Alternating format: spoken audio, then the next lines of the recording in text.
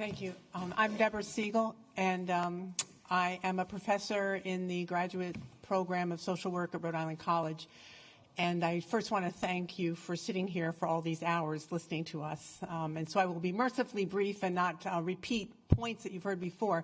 But the reason that I stuck around so long today to speak to you is that I have a great sense of responsibility to the many thousands of people that I'm sitting here representing right now as I support Bill 7283, which is the bill that would prevent people who've perpetrated a domestic violence misdemeanor from having a firearm. I'm here representing the faculty of the School of Social Work at Rhode Island College.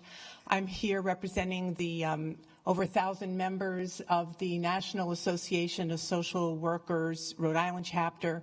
I'm also representing the faith community at Temple Emanuel in Providence and the Rhode Island Coalition Against Gun Violence, which, as you know, has 87 member organizations. So that's really tens of thousands of Rhode Islanders. And I really want to go home and go to bed so I can go to work tomorrow morning, but I thought all these people are counting on me to be their voice in this moment. I've also submitted to you some written testimony, so I'll skip all the details and just make the point that as a clinical social worker myself, I work with many people who have survived domestic violence. I'm also here as the voice of a woman named Maya Cruz, who, as you may know, in 2008 was murdered in Pawtucket by her ex-boyfriend. Domestic violence is something that starts with something relatively simple, which is verbal abuse, which in actuality is not so simple, and then it escalates.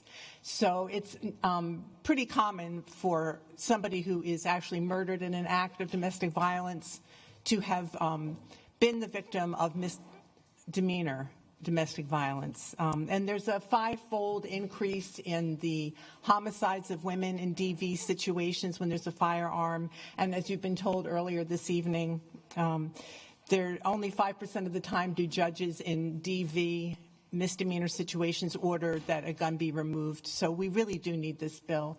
And I just want to thank you again for sitting there and listening to us with the fatigue etched on your faces.